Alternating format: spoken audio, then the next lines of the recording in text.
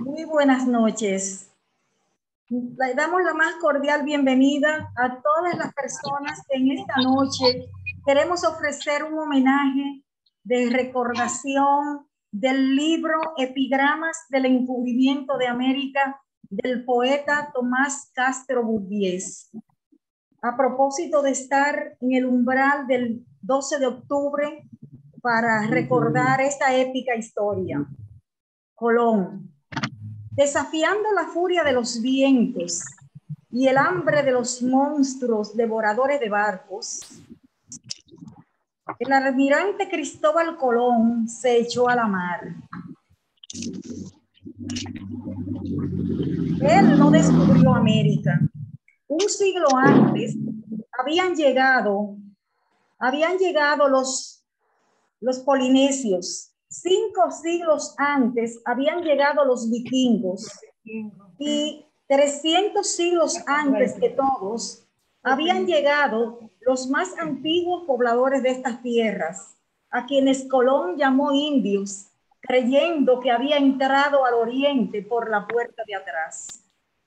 Como no entendía lo que esos nativos decían, Colón creyó que no sabían hablar. Y como andaban desnudos, eran mansos y daban todo a cambio de nada, creyó que no eran gentes de razón. Aunque murió convencido de que sus viajes lo habían llevado a Asia, Colón tuvo sus dudas. Las despejó en el segundo viaje, cuando sus naves anclaron en una bahía de Cuba a mediados de junio de 1494. El almirante dictó un acta estableciendo que estaba en China.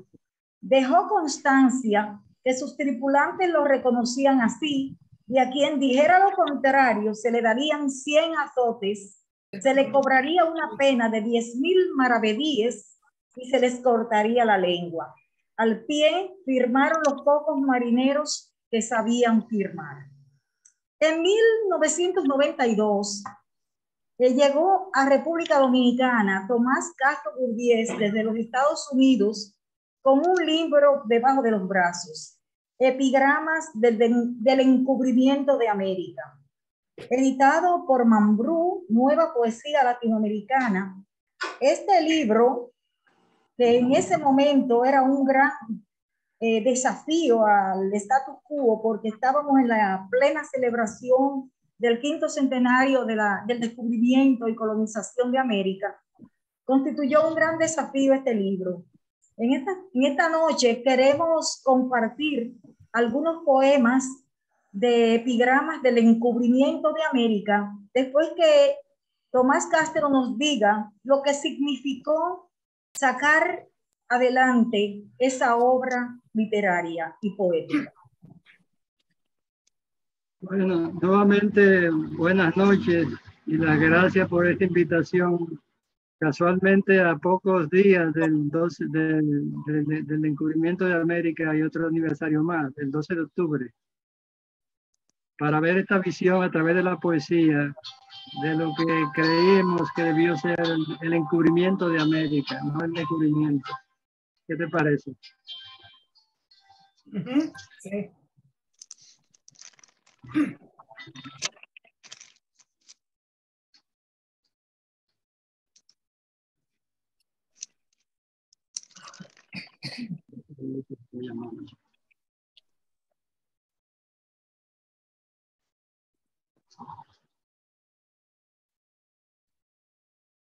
¿Me escuchan? Sí. Échese un poquito más para atrás para que se vea mejor. Ahí. Ahí. Sí. A mí se me ocurrió escribir estos poemas del encubrimiento de América, viendo que el tema estaba muy candente a nivel del continente y a nivel de Hispanoamérica.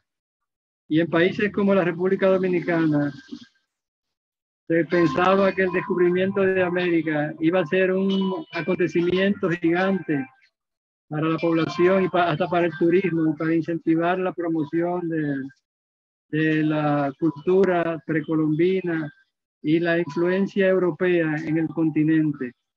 Entonces, el presidente de entonces quiso hacerlo por todo lo alto, Joaquín Balaguer, discípulo de Trujillo y un gobernador muy mano de hierro, quiso hacer por lo alto estas actividades, inclusive sacando a flote la creación del faro a Colón, que era necesario para darle al tema una connotación continental.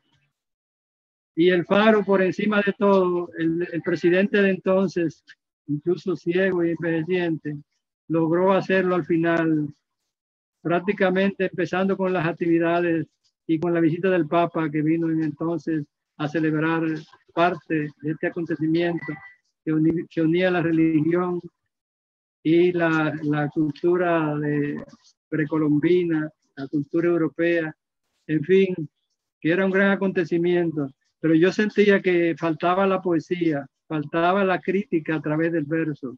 Entonces, estaban los trabajos, por ejemplo, de Galeano y de Benedetti, de Guayasamín y de otros, que aportaban mucho al tema, pero ningún poeta se atrevió a escribir más de un poema. Y quizás como libro, solamente uno, aparte de este, que fue Premio Casa de las Américas en ese año. Y los epigramas del encubrimiento eran la visión caribeña para aportar luz a ese tema tan delicado. Y así lo hicimos. Vamos a ver ustedes leyendo poemas de este libro y yo comentándolo entonces. Le damos la bienvenida a todos ustedes, Asia Madera, Cristina Piñeiro, Isabel Fabré de Morel, Marquelis Valdés, quienes han hecho acto de presencia en esta noche. De manera democrática, la que quiera comenzar primero a ofrecerle los poemas al poeta para comenzar a conversar sobre su poética. Inicia Arelis Ayala, la veo allá levantando la mano. Epigramas del encubrimiento de América. Arelis Ayala, abre el micrófono, Arelis. Esa portada la hizo el gran pintor dominicano Diógenes Abreu, residente en Estados Unidos. Ella estaba leyendo, mira. Rosina. Ajá. Rosina. Areli, que no la mencionaste, Areli. Sí, la Arelis Ayala. Por favor, no. Te doy la palabra. Pensé que estaba levantando. Sí, que no te mencioné. Escúchame. No mencionaste a los invitados. Escúchame, mi amor. Viene el primer lugar ahora para iniciar con la poética de Tomás. Un segundito. Déjeme buscar el que se nos cerró el poema. Un momento. Sí, al paso. Yo quería, en lo que Cristina se prepare, Arelis, quería hacerle una pregunta. Sí, adelante. Lo que quería saber, ¿el libro está disponible en Amazon? ¿Cómo fue? No está disponible en Amazon el libro. Sí. ¿Y dónde se puede conseguir? Trabajar para ponerlo en Amazon, sí, por el tema. Porque el libro no lo da siempre a nivel de cumplimiento. No lo escuché. El libro no está en Amazon todavía, vamos a ponerlo pronto, porque qué bueno. está agotado hace mucho. Sí, qué bueno. Y yo decía que es raro que un libro se agote, porque se agotan los autores viéndolo, la edición completa en las casas. Ahora con las redes, con Amazon, hay posibilidades de que el libro circule más a nivel mundial. Así es. Sí. Sería bueno una nueva edición, una impresión en Amazon, sí, Claro. Para recordar ese año 1992, 30 años ya de esa fastuosidad y de esas celebraciones que colmaron a toda la ciudad y el rechazo de una gran mayoría de la población dominicana. Era casi un rechazo unánime del pueblo a esas celebraciones y a ese paro a Colón. Sí, era una situación difícil en esos años. Tú recordarás que incluso al gran novelista Viriato Ascensión, autor de la novela Los que falsificaron la firma de Dios, que criticaba el sistema justamente de Balaguer, los 12 años, fue amenazado de muerte por esa novela. y el entonces presidente dio en el escritorio que de su familia no se burlaba nadie y que el que tratara de burlarse de su familia no lo iba a permitir bajo ninguna situación. Eso, rodeado de la gente que se rodeaba a él, era prácticamente una sentencia de condena. Sí. ¿Ya estás lista, Cristina? Arelis. Y hay que destacar también que la poesía social había perdido espacio en los años 80, porque la generación mía, la de los 80 casualmente, negaba la poesía social en esencia y permitía una poesía más con el yo, con lo individual. Pero nosotros creíamos que debía haber un espacio para la poesía social, para libros como Epigramas del Encubrimiento de América, que tienen su público y que cumplen su rol social como lo cumplieron estos poemas en su momento. La poesía comprometida, definitivamente.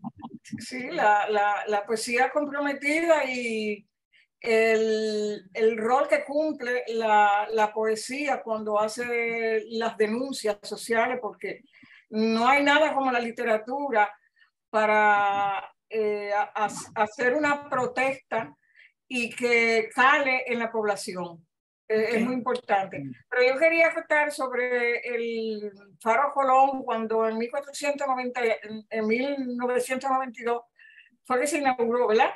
Sí. Que uno de los argumentos que esgrimía el gobernante de turno, que Balaguer, es que eso se tuvo que hacer porque fue un compromiso que se hizo a nivel de la UNESCO, de Naciones Unidas. Ese fue el argumento que él esgrimió.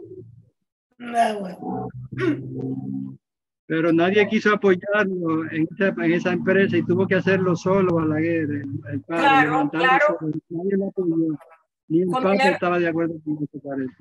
Con dinero de nosotros, nadie lo apoyó, eso es así. Eso le costó al gobierno dominicano, al pueblo dominicano, para tirarlo ahí, porque eso es un elefante blanco, ahí no se hace nada. Nada. Eso nada más está la edificación.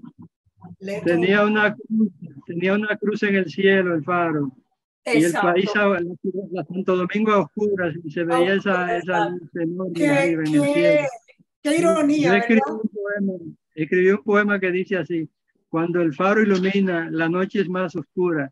Miles de personas cargan una cruz. Ay, sí. Ok, bueno, yo voy a leer ahora Lo Irreparable. No. El epitafio para un conquistador. Más que tu armadura, pudo la muerte férrea en lanza de un guerrero de la noche triste. Eso, yo lo estaba leyendo ahorita con Cristina, lo estábamos analizando. Es de una belleza desgarradora. ¿Por qué? Porque el guerrero de la noche triste está diciendo, no importa tu armadura, todo tu poder, tus lanzas y la muerte que ella provoca en la población de los primeros pobladores. Lo importante es el orgullo que nosotros sentimos, el orgullo de ser los primeros pobladores y que con todo tu poder no vas a destruir lo que nosotros somos como pueblo. Claro. Es la muerte férrea en lanza, con todo el conocimiento que traen los conquistadores europeos de toda esa historia de guerra que ha tenido, que hasta ese tiempo tenía Europa, con la experiencia del Imperio Romano, la Inquisición, que fue parte de lo que ellos aplicaron aquí en contra de los españoles. La lanza representa todo eso. La lanza es el elemento que integra todo esa historia de maldad y toda esa historia de ignominia que trajeron los españoles. Incluso aparte de esa estrategia guerreril, de esa experiencia guerreril, todos los elementos, además de la salud los primeros pobladores, fue minada por todo lo que ellos trajeron. Trajeron la sífilis, trajeron la guerra bacteriológica con la viruela. Es decir, que en la lanza, en ese elemento, yo pienso que está representado, está concentrado todo el mal que trajo el europeo para destruir a una gente que vivía prácticamente en un paraíso, que no conocían de todas esas maldades, que tenían sus ritos y tenían sus costumbres, pero que eran de ellos, sin ese elemento de tanta maldad y de tanta crueldad. Vámonos a la Inquisición. La Inquisición fue un periodo bastante vergonzoso de la humanidad. Y ellos trajeron todos esos elementos para aplicarlos y acabar con los indios en el uso de la lanza. Podría agregar yo algo a eso. Cuando habla de la noche, de un guerrero de la noche triste, pues recordemos que en América, por ejemplo en México, está la historia de la Malinche con Cortés, y habla de la noche triste de Tenochtitlán. Entonces, eso me parece a mí que el autor nos dirá. Se refiere a que esos guerreros, tanto Atahualpa en su predio y Huáscar, también su hermano, en el imperio incaico, ¿no? Como los ciguayos y los taínos, como comentaba yo con Isabel, que me decía de los ciguayos, que eran cubanos y tal. Cada uno en su predio era un guerrero de la noche triste. Pienso yo que se referiría a eso del autor. Ese guerrero que tenía ese orgullo, que aún después de muerto tenía un valor frente a su pueblo, que lo enaltecía. Y es de ahí de donde, y le dice a Atahualpa, a Cortés, a Pizarro muchas veces, ¿no? Le dice, le comenta, yo sé lo que buscas. En muchísimos poemas, sé lo que buscas. No quieres que yo te dé poco, quieres todo. Pero perdonen que yo interrumpiera. Sí, no, está bien. Yo creo que en este epitafio es tremendamente hermoso y tiene un trasfondo de mucho dolor y de mucha tristeza, pero tremendamente hermoso. Lo decía yo cuando lo analizábamos Cristina y yo ahorita. A ver, poeta. Léalo el epitafio, no lo va a leer. ¿Cuál? Aquí el El que le pareció hermoso, que me dice. Epitafio para un conquistador, no fue el que yo leí, ¿sí? Más que tu armadura pudo la muerte férrea en lanza de un guerrero de la noche triste. Claro, hicieron un análisis perfecto porque la relación se repite en México y en Perú y en el continente. Claro. Fue una respuesta del continente y el poeta trata de captar esa sensación que se vio a través de la poesía. Y ese guerrero de la noche triste se repite en cada país nuestro, incluyendo de México para abajo, como pasó hoy en el Caribe, porque siempre se habla mucho de la conquista de América y colonización, y se trata como de darle el peso en México y en Sudamérica, pero aquí fue más desgarradora. De aquí no quedó un indio ni para remedio. No, nada, no quedó nada. Increíble. Markelis Valdés, ¿nos puedes compartir alguno en tu bella voz? Además de escritora de cuentos, de poemas, tienes una voz lindísima de declamadora. Mucho gusto. Yo oí lo que tú me enviaste de ella. Markelis Valdés Soto. acaba de ser ganadora del concurso de Casa de Teatro, con tu presencia aquí esta noche. Adelante, Marqueli. Hola, buenas ¿No se escucha? Yo le escucho bien, yo le escucho bien. Yo lo escucho bien también. Sí. ¿Quién no me oye?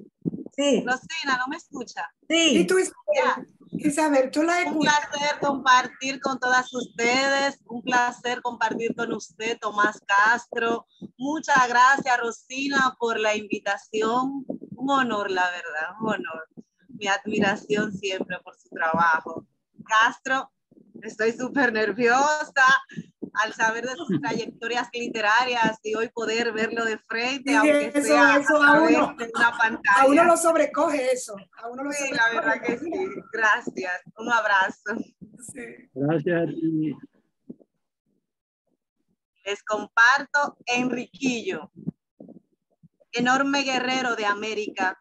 Te llamaron nuestras montañas, te llamaron quienes morían entre el arco y la desesperanza. Todo para que no quedara impune el areíto sangriento de Anacaona, ni el rancio olor a muerte que respiran los dormidos. Caíste como los que se levantan cuando les queda diminuto el silencio.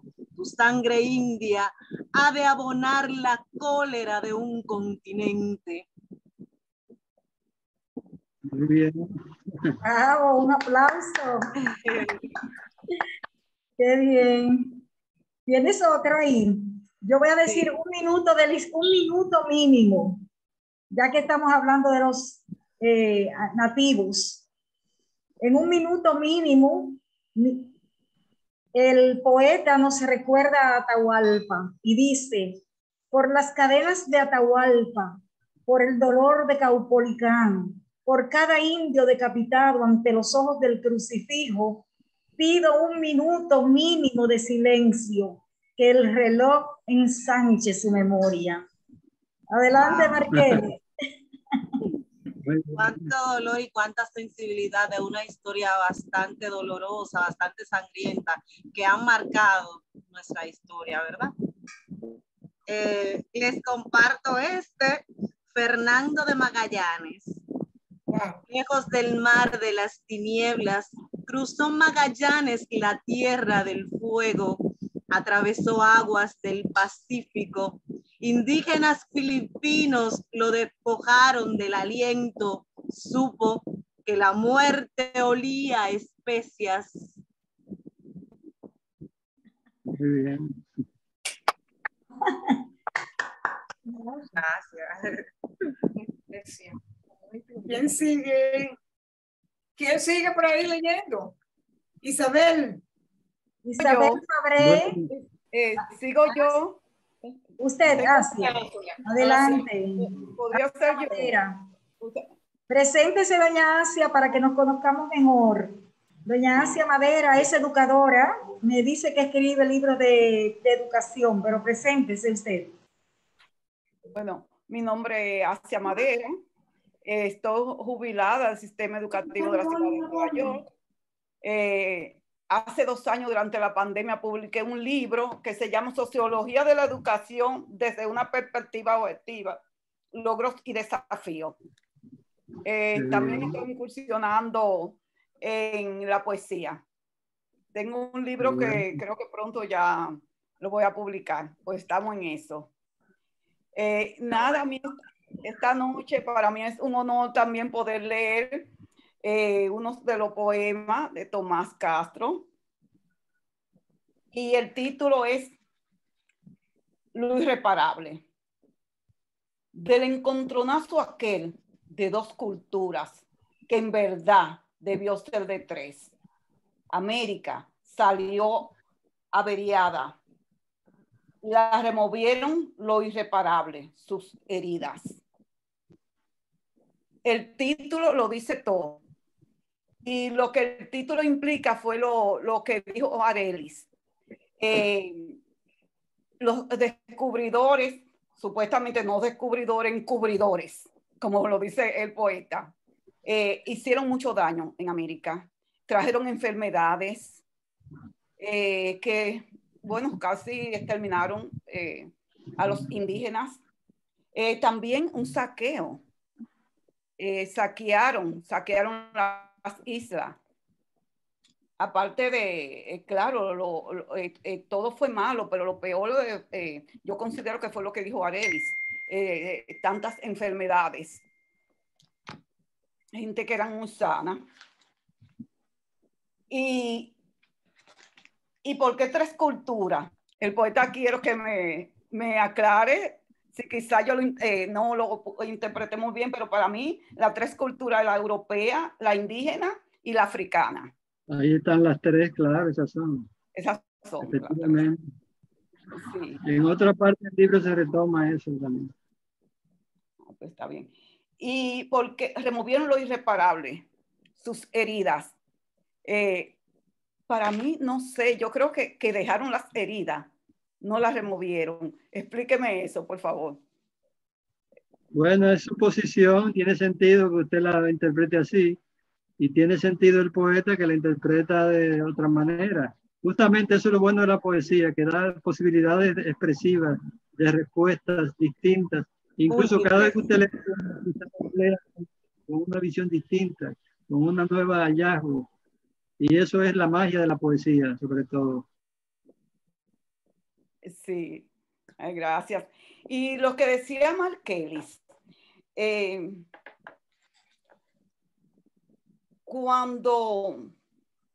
creo que era Cristina, que habló de Atahualpa, que usted lo menciona, en uno de sus poemas.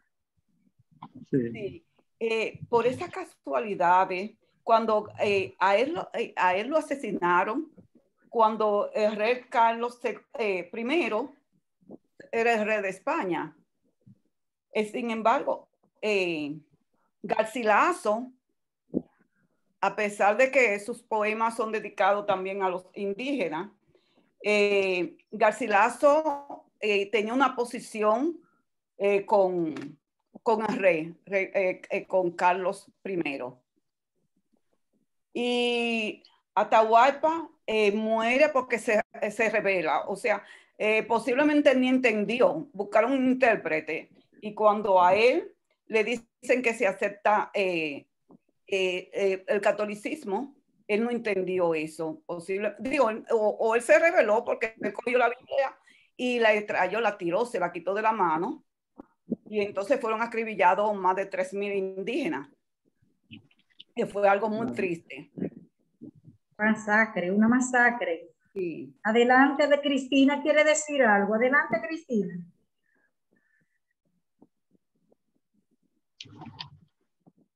Abre el micrófono, Cristina.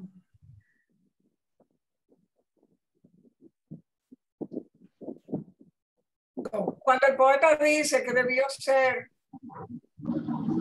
de cultura, Asia. ¿No me oye? Sí, te escucho. Cuando el poeta dice que debieron ser 3 culturas, yo lo que interpreto, me corrige, poeta, Sí. que al haber un enfrentamiento tan desigual, tan descarnado, tan asesino,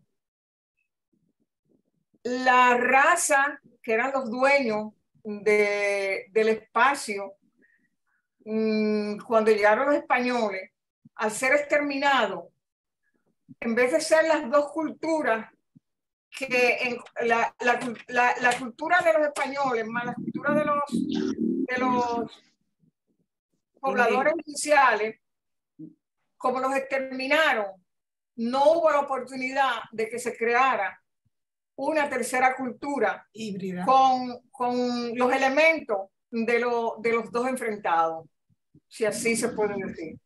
Eso fue lo que... Diga. Les recuerdo el ingrediente sanguíneo. Tenemos herencia taína a través de la sangre, muy visible, que no del todo fue abolida la presencia aborigen en nosotros. Estamos unidos a través de la sangre, somos una raza, no un país tan rico a nivel racial, por esas ligas de la sangre, por esas ligas de la... ¿sí? Yo soy ejemplo de eso. Mi bisabuela era de los taínos de la indiera de Puerto Rico. la abuela de mi papá. Y vino a República Dominicana con su marido, que era descendiente de españoles, pero nosotros tenemos un % muy alto en la familia mía de taínos, porque ella era de esa indiera que hablan los puertorriqueños, que tienen los puertorriqueños cerca de Maricao. Sí. Claro. Entonces estamos de acuerdo porque es una realidad muy visible. Las últimas palabras de Atahualpa, ustedes saben que con Atahualpa fue terrible la conquista y el proceso. Y dice así un poema corto. En vano cubre de oro el calabozo. La vida es el tesoro que el verdugo espera desprenderme del cuerpo. Pizarro, vete al cielo. Deja mi cabeza en los Andes. Me duele el paraíso como la flecha que se vuelve hacia el arquero. Qué bonito, qué significativo. Sí. Adelante, Cristina. Ese poema tiene la fundamentación que tiene, es basada en lo que Atahualpa y Pizarro habían hablado. Él le había ofrecido el oro y la plata, pero eso no era lo que Pizarro quería, es el entendimiento que le sobrellega a Atahualpa, porque cuando ellos pactaron reunirse en una reunión política, Atahualpa fue emboscado.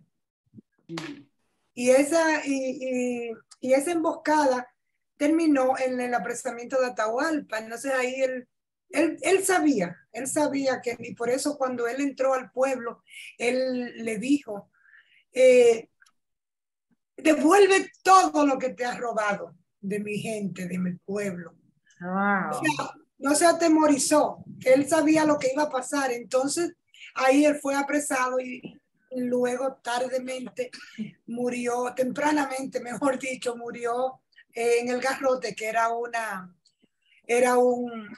una tortura de ese entonces, de época. Eso es lo de la fundamentación de esas últimas palabras, que están fundamentadas en eso. Claro, pero parece, Cristina, ¿verdad? Que a él, a Atahualpa, le exigieron que fuera sin sus armas. Ellos fueron desarmados. Aunque fueron 3,000, pero todos estaban desarmados. Wow. Pero son cosas que, o sea, el autor nos presenta a nosotros, en mi opinión, el matiz de esa cultura, que era gente de palabra, gente de honra. Cuando tú das una palabra, tú no la rompes por cualquier cosa. Y entonces, eso de ellos ir sin armas, ellos sabían lo que iba a pasar. Sin embargo, ellos dieron su palabra y la cumplieron. No tanto así con Pizarro, que era un desarmado delincuente y un saqueador. Como eran todos los que vinieron. Ajá. Wow. Incluyendo a Colón. Exacto. Venía marcada esa población, esos visitantes, esos trabajadores que trajo Colón, esos marineros, venían marcados con lo más bajo de España, en algunos casos presos y gente de toda calaña. Y por eso que cuando Colón los dejó en el fuerte de la Navidad, hicieron un desastre y hubo que quemar el fuerte, porque eran gente capaz de todo y abusaron de los indios, de las indias, a un nivel increíble. Y ahí se vio marcada la suerte de los indios en la Navidad. Ellos violaron y mataron a todo el que pudieron. El mismo, viendo una biografía sobre Colón, el mismo Colón era un hombre de una moral un poco dudosa. Un poco no dudosa, porque era una empresa en la que no había confianza. Y todos los que vinieron con él eran personas que estaban presos. Ese fue el personal que les dio la reina Isabel. Claro, así mismo. Tomás, para tú hacer este libro, ¿cuánto tiempo te tomó este libro? ¿Cuántas horas de trabajo? 2 años. 2 años. Yo sentí que tenía que llenar un vacío sobre ese aspecto, como dije ahorita, a través de la poesía. Y el primer poema es bien explícito. La primera parte, que está dividido el libro en varias partes, pero la primera a la izquierda son monólogos de Colón, porque están los poemas que van a la izquierda, y a la derecha son poemas variados. Sí. Voy a leer el primer poema del libro, que es una introducción. Que es una introducción que hago. Sí. Se llama Paisaje a lápiz, prólogo a contraviento. Y dice así: más allá de carabelas y de calaveras, las aguas de América ahondan el lamento de muchedumbres. El río Grande arrastra nuestras pequeñeces. El largo Mississippi nos sumerge ancestro de África. Las aguas del Amazonas dejan fluir desesperanzas. El río de la Plata amontona monedas devaluadas. América es latido desgarradoramente partido en dos. Sus penas despiertan en un son caribeño. El sueño americano se lanza de rascacielos, muere de frío en Nueva York o se hunde en Los Ángeles. América del Norte pierde la brújula. América Latina se arrastra con su economía de juguete. El nuevo mundo envejece en el rostro de sus niños. Es imposible seguir danzando sobre el filo de la espada. La historia de América es un ayer tan hoy que nos asusta. Wow. Wow. Yeah. Así Yo es. tengo una pregunta para Tomás, porque he estado levantando la mano varias veces. Adelante, Isabel. Gracias por la invitación. Estamos un poquito nerviosos porque cuando oímos a Tomás Castro, nosotros pues siempre vivimos aprendiendo, somos aprendiz delante de él. Yo soy una de ellas, aunque haya escrito mi libro, Origen y Desarrollo de la Educación Bonaerense. Ya voy casi a publicar el libro de poesía y otro proyecto que tengo sobre la educación y la carrera. Pero me llama mucho la atención esa palabra, el encubrimiento. Si yo fuera ahora mismo, una pregunta para Tomás Castro, si yo estuviera ahora mismo dándoles clase de historia a mis estudiantes, ¿cómo yo le explicaría a ellos, en vez de decir Colón descubrió América, como yo digo, Colón no descubrió América, sino la encubrió? Sí, porque me llama la atención. Sí, porque ahora mismo los maestros de historia, si yo voy allá a Bonao, que soy de Bonao, y voy al colegio donde yo estudié y también di clase, imagínese usted cómo yo le hablo a un muchacho del encubrimiento. Ellos me van a hacer la pregunta y me van a decir, profe, ¿qué es eso? Y no fue verdad que Colón descubrió América. Entonces, ¿cómo yo le explicaría a ellos ese término, esa actitud que es tan real, porque realmente cuando la reina Isabel le dijo a Cristóbal, que le dijo, vete con los esclavos, con esa gente, con los malhechores, con esos ladrones, si tú quieres, tíralo por el mar. Y ahí supuestamente que había descubierto América y que en vez de llegar ahí a Santo Domingo, llegaron a Puerto Rico y que las acciones ejecutadas por ellos era prácticamente un engaño. Para mí es un engaño, porque fue un contrato que hubo entre la Isabel y Colón. Y cuando ellos llegaron, que encontraron oro, le dice, mira, te tengo una noticia. Encontramos esto, dice, para tú decirme eso, tú tienes que darme una prueba. Decir y llevarme esto, una prueba de lo que realmente tú has descubierto, que de verdad hay oro, que esto, porque lo que decía Cristina ahorita, que realmente eso era un engaño, eso era prácticamente como una falsedad, un contrato entre ellos. Y decir, yo descubrí, pero lo que quería Isabel realmente con Colón era que Colón se llevara todos esos malhechores, todos esos afroamericanos, todos esos negros, porque realmente ellos no querían confundirlo con la raza. Por eso nosotros no tenemos identidad con la raza. viste que somos mestizos y mulatos. Y realmente nosotros tenemos esa parte. ¿Qué yo hago como maestra? ¿Qué le digo? Tomás Castro. La pregunta es muy interesante. Y usted recordará que cuando se hablaba del descubrimiento de América, había muchos nombres.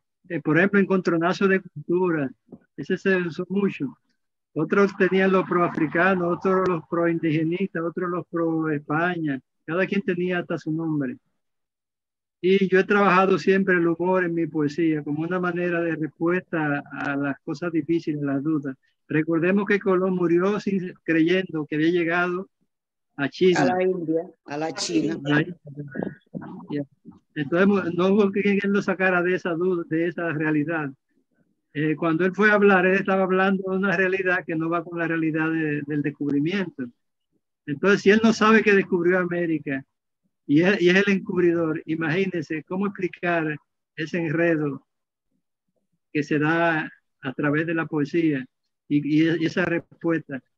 Mario Benedetti incluso en principio saludó lo de el descubrimiento de América diciendo que eso era muy bien, que había costado sacrificios, pero que nos habían legado una lengua muy hermosa, pero los sacrificios eran superiores a la lengua que nos habían legado, y por eso estaba la condena.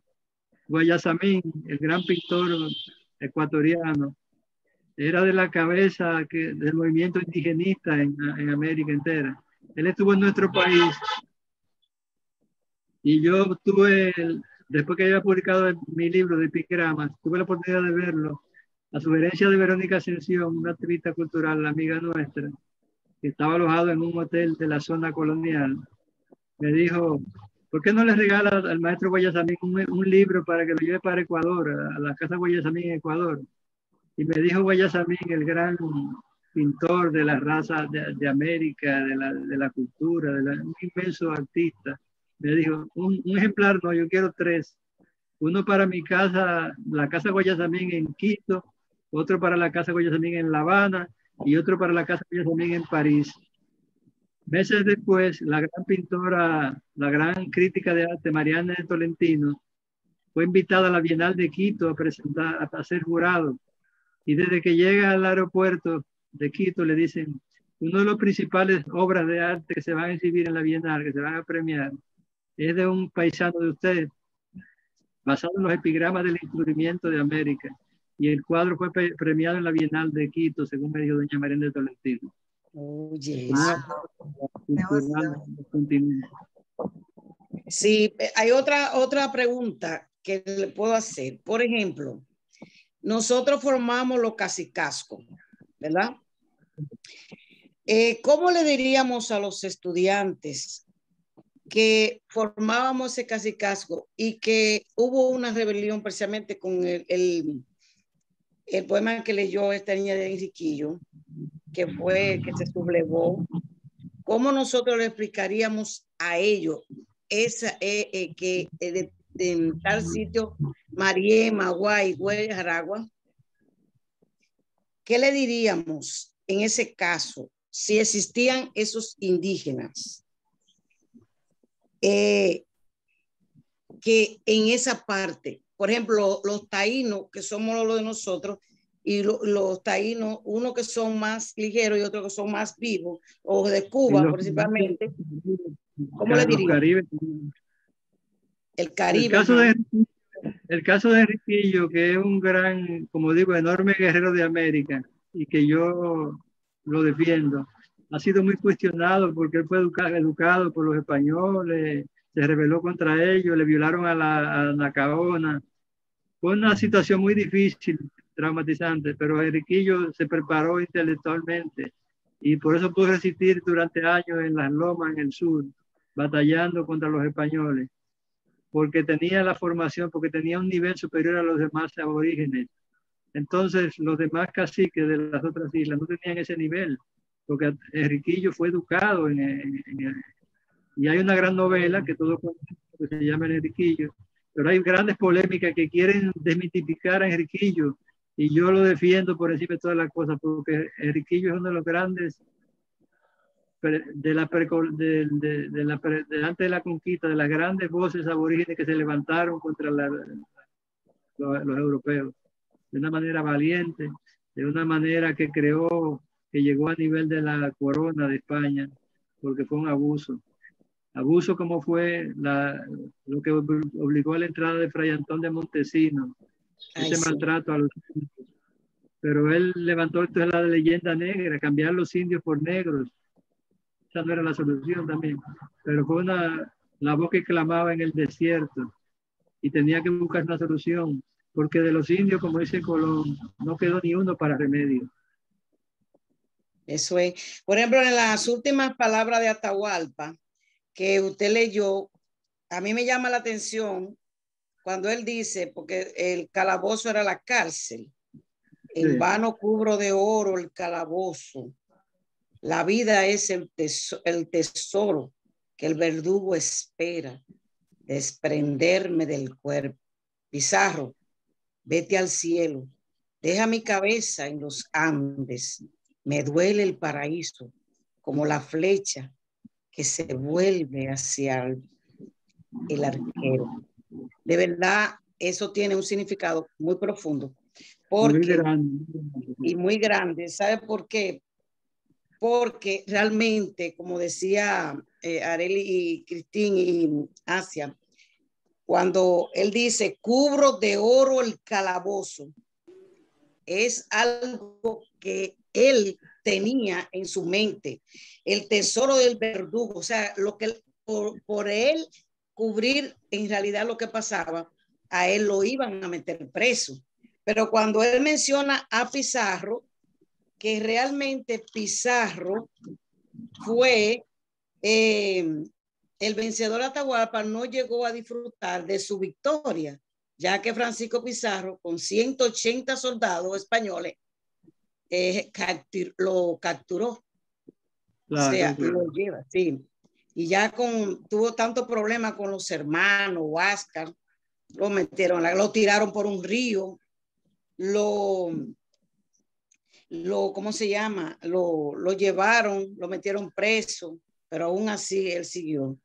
Y Huáscar, que fue el 12º hijo, ellos eran 7 hermanos y prácticamente reinó desde 1532 hasta su captura, la ejecución por la fuerza invasora española dirigida por Francisco Pizarro en 1533.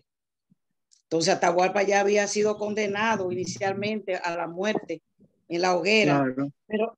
pero le fue conmutada la pena por garrote, que lo convertiría antes de ser ejecutado.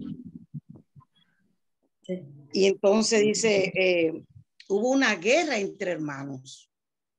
Ellos vivían como en guerra. Como tú no puedes ser el gobernador, yo tengo que serlo. Y la pelea entre Huáscar y Atahualpa marcó el fin del imperio inca. Sí, yo creo que Mario Benedetti responde muy bien algunas de las interrogantes planteadas. Y dice él, es indudable que el 12 de octubre es una fecha de relieve histórico, ya que sirvió para comunicar a 2 mundos que se ignoraban. Pero es preciso recordar que la comunicación tuvo consecuencias trágicas para los pobladores autóctonos de un continente que vino a llamarse América. En cierto sentido, es explicable que España, o al menos sus sectores más conservadores, celebren el 1492 como el comienzo de su imperio. Sin embargo, no es tan explicable que los hispanoamericanos acompañemos a España en tal celebración. No debe olvidarse lo que aquella primera etapa de la colonización representó en cuanto a destrucción de las culturas precolombinas, tal como fue testimoniado con ejemplar honestidad por Fray Bartolomé de las Casas y tantos otros viajeros españoles, posteriormente acusados de fabricar una leyenda negra. A los españoles que hoy parecen tan dispuestos a celebrar con mayor de las pompas el comienzo de su imperio, habría que preguntarles cómo les caería a ellos si en 1998 los hispanoamericanos nos dispusiéramos a celebrar el fin de ese mismo imperio y les reclamáramos que nos acompañasen solidariamente en el festejo, cuando Puerto Rico pasa a ser de Estados Unidos, en la gran guerra hispanoamericana.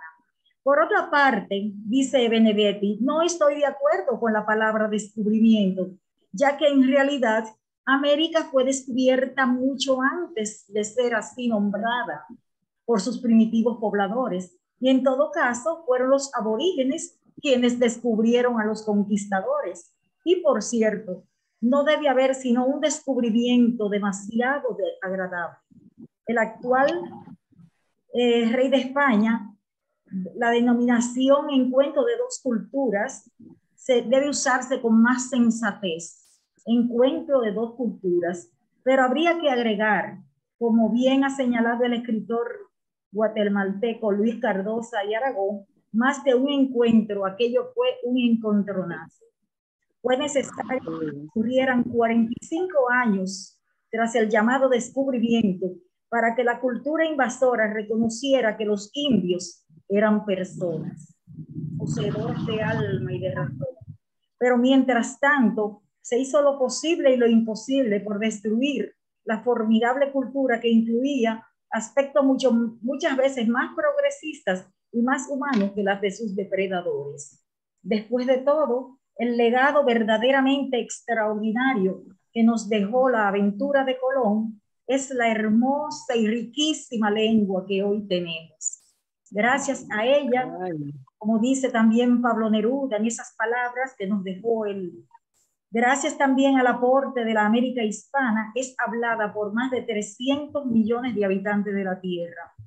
No obstante, tengo la impresión de que quienes hoy dirigen y organizan la gran parafernalia de 1992 se preocupan mucho de la América que reclaman haber descubierto y muy poco de la América que aún queda por descubrir.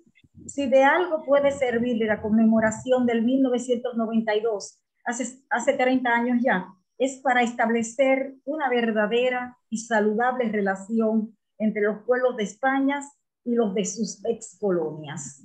Me parece que ahí queda bien explicado lo del descubrimiento de América en Mario Benedetti. En este poema que voy a leer se llama En el cacareado. Muy interesante. En el cacareado quinto centenario, que va con la onda de lo de Benedetti. América se abrió en dos heridas. De una salía sangre, de otra brotaban aplausos. La música de la muerte era europea. Por casi 2 o 3 que sonreían, 2 o 3 millones lloraban. El doble filo de este agridulce festejo seguirá cortándonos el aliento. Con sangre de 500 años, los conquistadores se lavaron las manos en nuestros mares y dejaron una mancha del tamaño de América sobre las aguas del mar. Como en el libro, la mayoría de ustedes, en el poema Advertencia a Don Cristóbal que tú haces, Tomás Castro, en tus epigramas, dices así, le haces una advertencia a Colón para que se mirara en el espejo de Sócrates, se mirara a sí mismo, que se descubriera a sí mismo, porque el oro se lo iban a devolver en amarguras. Más o menos eso es lo que quiere. Arrepiéntete. Lo que darás en oro la corona, en amargura te lo devolverán. Sobre mares que caminará tu gloria, sombras te lanzarán al naufragio. Es muy interesante que ciertamente después que Colón hizo esa hazaña, el destino fue encadenado. Cristóbal Colón pasa a ser encadenado en su tercera travesía de la mar Océano y regresó preso a España. En nombre de la corona española, también Vasco Núñez de Balboa perdió la cabeza. En nombre de la corona española, Pedro de Alvarado fue apresado y encarcelado. Diego de Almagro fue estrangulado por Francisco Pizarro, que acto seguido recibió 16 estocadas del hijo de su víctima. Rodrigo de Bastidas, primer español que navegó el río Magdalena, acabó sus días acuchillado por su lugarteniente. Cristóbal de Olid, conquistador de Honduras, quedó sin pescuezo por orden de Hernán Cortés. Hernán Cortés, el conquistador más afortunado, que murió marqués y en cama, no se salvó de ser sometido a juicio por el enviado del rey. Es decir, que fue muy buena tu advertencia a don Cristóbal, donde le dices, predescubridor, todavía estás a tiempo, estás a segundos de engendrar en tu cabeza lo de la redondez de la tierra. Arrepiéntete, lo que darás en oro la corona, en amargura te lo devolverán. Sobre mares que caminará tu gloria, sombras te lanzarán al naufragio. Mejor mírate en el espejo de Sócrates, descúbrete a ti mismo. Y eso, la verdad que tienes una imaginación impresionante. El poeta es capaz de aconsejar al almirante de la mar océana de que desista de ese proyecto de búsqueda del oro, Dios mío, de las especies. Adelante, Cristina. Cristina.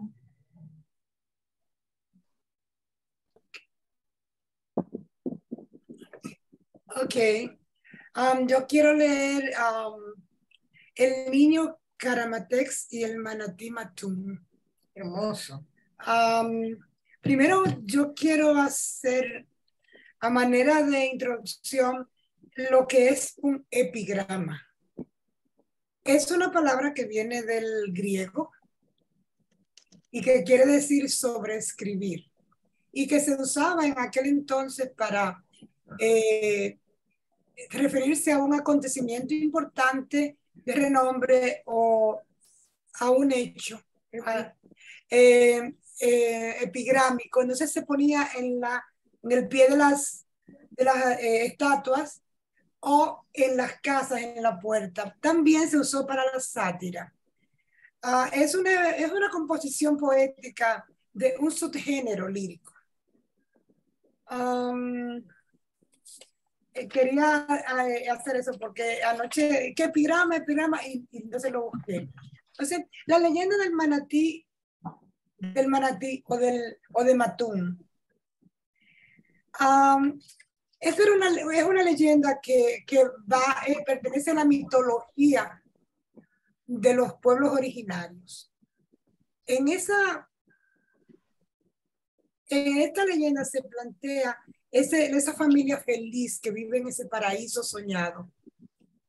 Y esa familia, el papá va al lago que tienen cercano y un día pescando trae un pescadito pequeñito. O sea, nos está presentando la simpleza de la cultura, encontrar lo bello, lo agradable en la vida simple y sin maldad. Y él le lleva ese pescadito a los hijos y los hijos lo tienen como si fuera una mascota y lo van viendo crecer al punto de que ese pescadito tienen que volverlo al agua corrida, al lago, y se convierte como en una especie de atracción para toda la región. Vienen gente de fuera para verlo y entonces él paseaba, el Matum paseaba a todos los niños, los llevaba y los traía y cuidaba de que no se hicieran daño.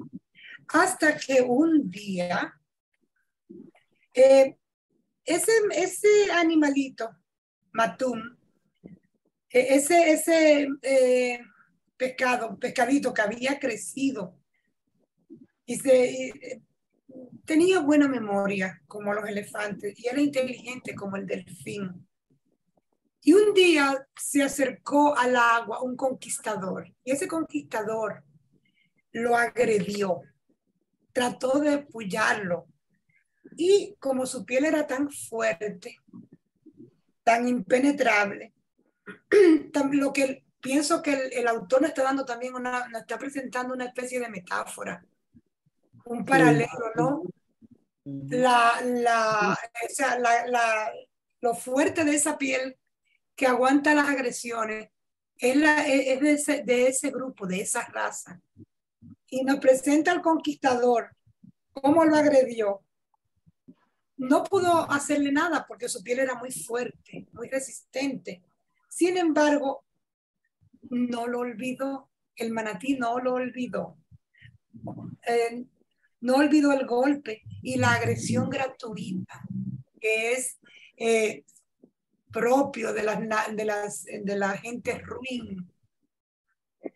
Entonces, comenzó a cuidarse de los colonizadores y solamente sacaba la cabecita en sus regatas, solamente sacaba la cabecita para ver si había alguno de los, para cuidarse, para preservarse, uno de los colonizadores. Entonces se sumergía y solo salía a tomar aire.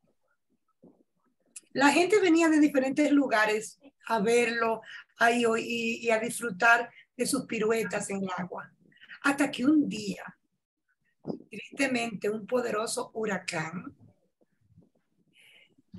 destruyó todo el lugar y el río, desviando el cauce del río hacia el mar. Entonces, aquí yo veo otra metáfora. Dice que las olas, la sal de las olas del mar, me imagino, ¿sabe? El mar es separado cuando vienen los barcos en la navegación, donde llegaron los españoles, esos conquistadores que irrumpieron, no llegaron, irrumpieron en esa paz celestial que había en ese lugar. Y entonces el manatí se fue al mar. No volvió, nunca más se supo de él. O sea, se perdió toda esa pureza de esa raza en ese momento. Entonces, es un simbolismo hermosísimo. Batum se fue con las aguas del mar y no volvieron a verlo. Y el lago que había quedado lo llamaron Manatí. Ahora bien, ¿qué es lo más interesante de esto? Que es la denuncia que nos hace el autor. Yo personalmente siempre me he preguntado, me he hecho estas preguntas, ¿por qué nos ha faltado? Que nos ha faltado a nosotros casi todo en nuestra América. ¿Por qué somos subdesarrollados? ¿Qué es lo que nosotros necesitamos para desarrollarnos? Sí, siempre he escuchado que en el sur hay litio y en Venezuela está todo el petróleo del mundo y el oro. Entonces, ¿qué pasó? ¿Qué pasó? Viene a cuento el epigrama del encubrimiento de América. Es un subgénero que toma la sátira, la expresa en una sola idea, como es la propuesta que nos hace el poeta Castro. El poema lo más sencillo, lo más simple, si es preciso una sola palabra. Y es donde encaja el epigrama, que el epigrama nos muestra una idea en un solo grupo. O sea, va siguiendo el planteamiento del poeta. Entonces, si hacemos una transgresión y vamos al 1492, encontramos el exterminio de la raza de los grupos originarios, ¿no?, en América. Sobre esas casi cenizas emerge una cultura del invasor y su lengua, su lenguaje, con todas, por todos y sobre todo los reinos de los pueblos originarios. Vemos la historia que llamamos la historia del despojo. Es lo que pasó con nuestra América. Por eso no somos desarrollados, porque todo desde el primer momento lo vimos con Atahualpa, cuando Pizarro quería su oro. Lo vimos con Cortés, lo vimos en nuestras islas. Se produjo la historia del despojo desde ese entonces, y eso es lo que nos da como resultado en todo el engaño, la destrucción de una raza a través del miedo y el exterminio, pero más aún, eso subyace en nuestra vida, en nuestros países. Por ejemplo, yo veo en la República Dominicana, que es de donde yo soy oriunda, que está lo del mayorazgo, ¿no? En las familias. Sí. El tejido social ni siquiera se llegó a crear exactamente. Los hombres son los que valen y todo eso viene, lo bueno es lo de afuera. Eso es extranjero. Eso es una cultura del extranjerismo que nos viene dado desde esa época, que nos viene dado, nos despojaron de todo, hasta del orgullo de ser de donde somos. Teniéndolo todo, hoy no tenemos nada. Son mis ideas. Me emocioné. Conexión, excelente. Perdón, me emocioné. Si tienen alguna pregunta, despreciar que yo pueda. Adelante, Tomás. Voy a leer dos poemas, uno bien corto que llama ¿Cuántos siglos han pasado? Que es la exaltación de la mujer a través de esta poesía.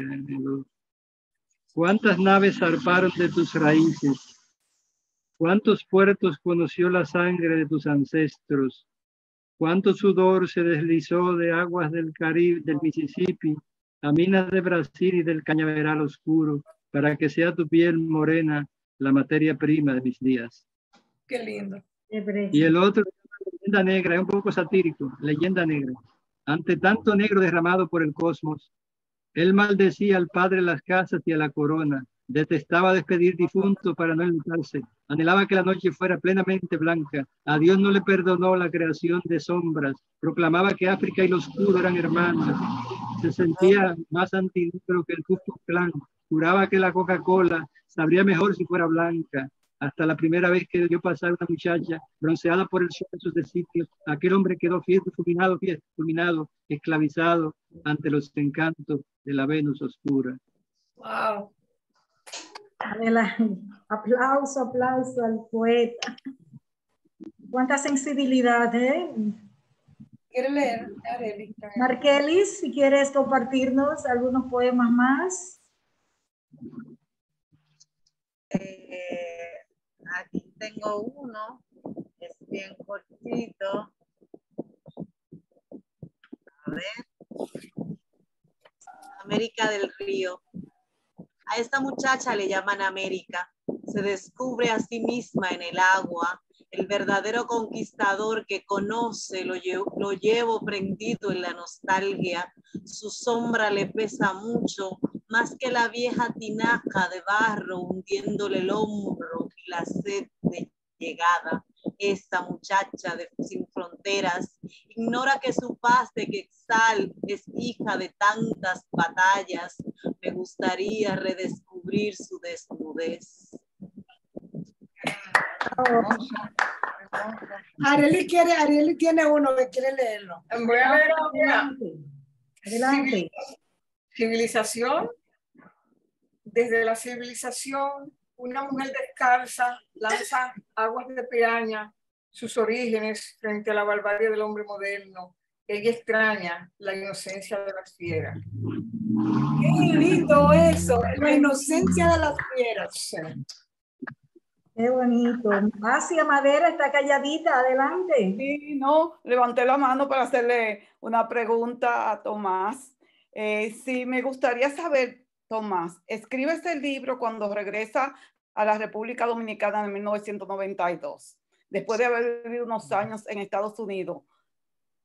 ¿Qué fue la chispa que encendió para que escribiera ese libro?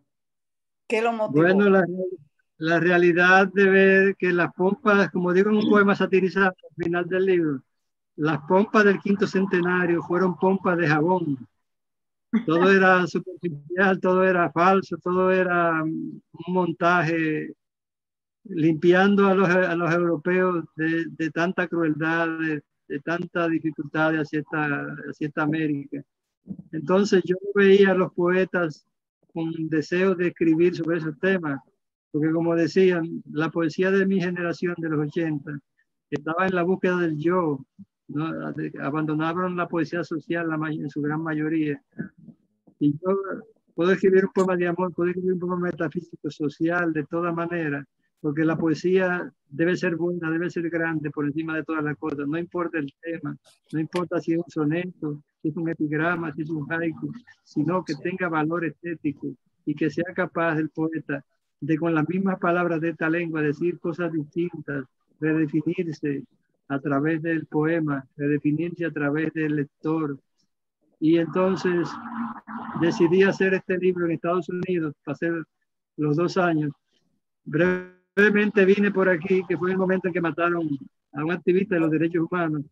Y aunque el libro yo lo había escrito allá en su mayoría, algunos poemas los terminé aquí, porque yo esperé prácticamente que Balaguer se fuera a ver si iba a inaugurar el faro. Pero él dijo, solo Dios impedirá que yo inaugure el faro. Y murió la hermana más querida de él, de un infarto en el mismo, ante el faro visitando. Wow. Y fue difícil porque eso me creó este tipo de poesía, una presión social, ideológica, que me amenazaron hasta de muerte, porque Balaguer estaba en el poder y no se podía ofender a este señor ni a nadie. Y yo sé que es un libro muy fuerte para un país en ese tipo de política y de dificultades, pero había que hacerlo, había que tomar las riendas. Y yo siempre trato de ir más allá de las estrellas, si es posible. Gracias, yo creo que sí, así mismo es. Gracias, poeta. ¿Tenía usted algún momento con respecto a eso? ¿Tu esposa tuvo temor por su vida con respecto a ese libro? Claro, claro. Porque te dije, estaba el precedente de Viriato Ascensión, que lo habían amenazado de muerte. Sí. Y Viriato Ascensión era como un hermano mío, era un gran admirador de mi obra. Y cuando a él lo amenazan de muerte, yo estaba en Nueva York, en la casa de un amigo, que él acaba de llamar y le aconsejamos que pusiera una querella una vez y anunciara que fue amenazado de muerte.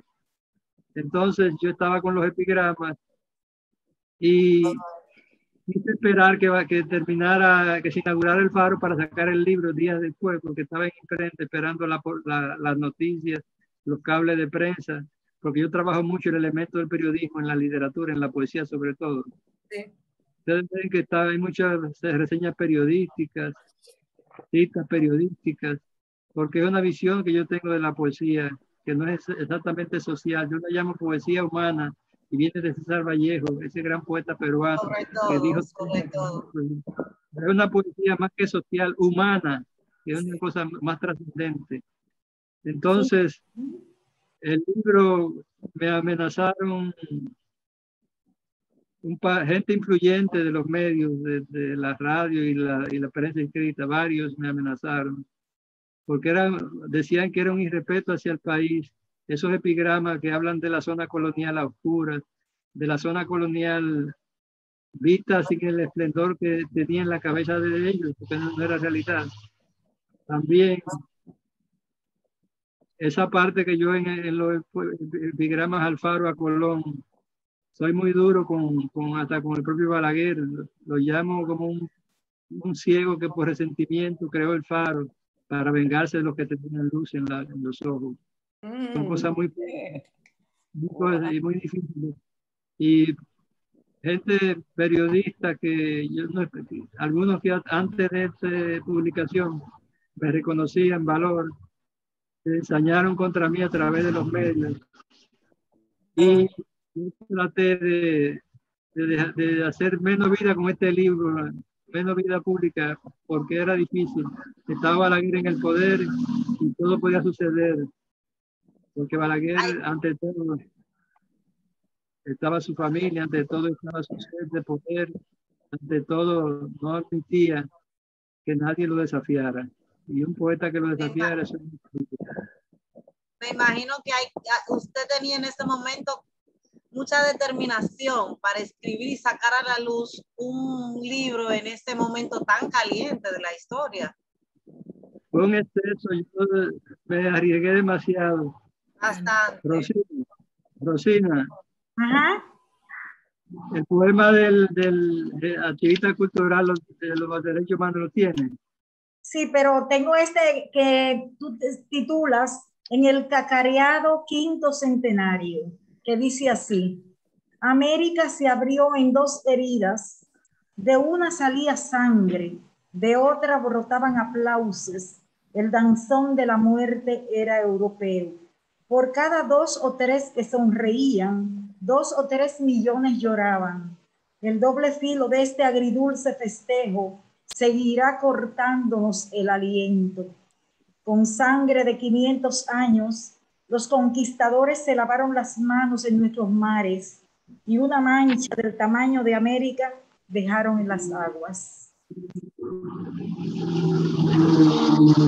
cuento del descubrimiento también, que le dice: no dormirías, mi niño, si te cuento la pesadilla del descubrimiento. De pie se pondría la ceniza en pastos de nuestra América. Alguna espada se saldría del cuento, confundiendo tu inocencia con la de algún niño indio y perforaría tu sueño. Este libro tiene 30 años dedicado. Sí, se vendió, se leyó, pero no se comentó mucho. Yo creo que en esta noche se ha hecho uno de los comentarios más largos. Es lo que pienso. No sé si estoy equivocada, Tomás. Claro, tiene todo el razón, creo que, agradezco ¿Cómo yo puedo obtener ese libro? Yo voy a seguir transcribiendo los poemas en lo que Tomás lo hace de nuevo.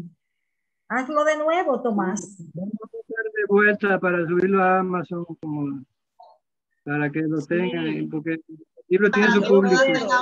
Yo lo quiero tener.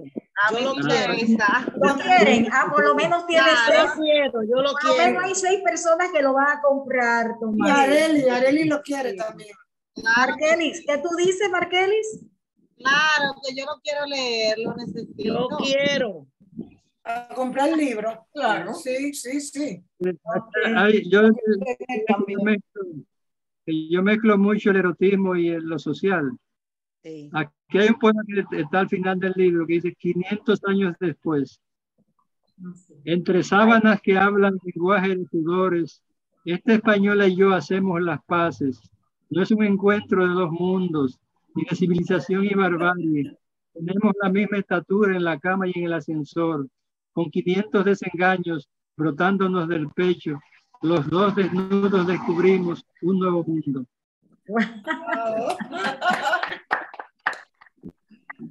Si alguna quiere hacer otra poesía para entonces pasar a otro momento. Yo tengo una poesía más o menos. Pues adelante, Isabel, adelante.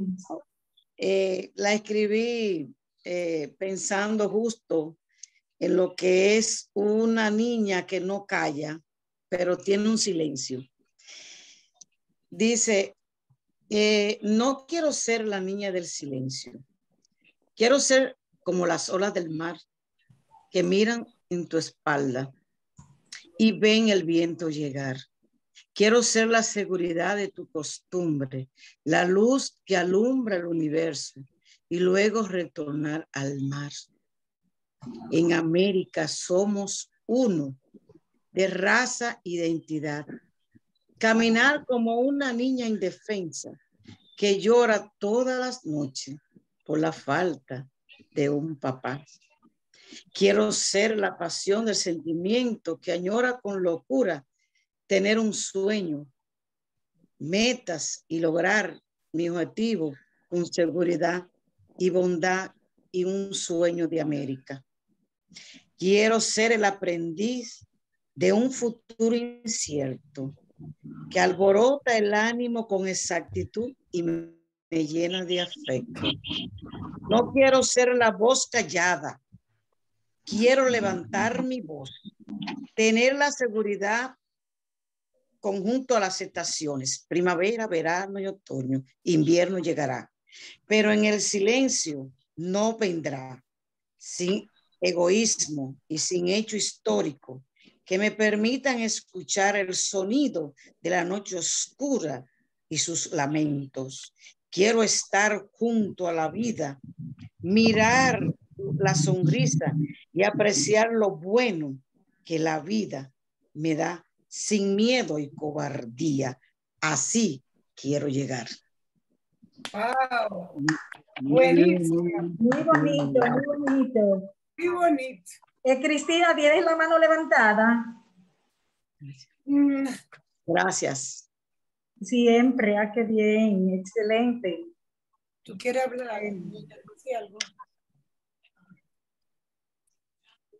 Ok, un momentito, déjenme buscar aquí.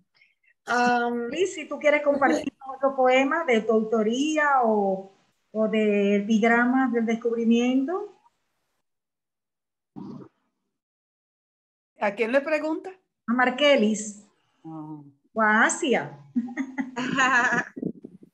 Aquí está. Adelante, Asia, adelante. No, te quiero escuchar a ti. Está bien, sí. No tengo nada Adelante preparado. en lo que yo me preparo. Ok. Adelante. Cristina. Ok, ese que Arely leyó hace un rato. Yo tengo algunas preguntas sobre este poema. Civilización. Desde la civilización, una mujer descalza lanza en aguas de piraña sus orígenes. Frente a la barbarie del hombre moderno, ella extraña la inocencia de las fieras. Desde la civilización, una mujer descalza lanza en aguas de piraña sus orígenes. Eso, ¿a qué se refería el autor con eso?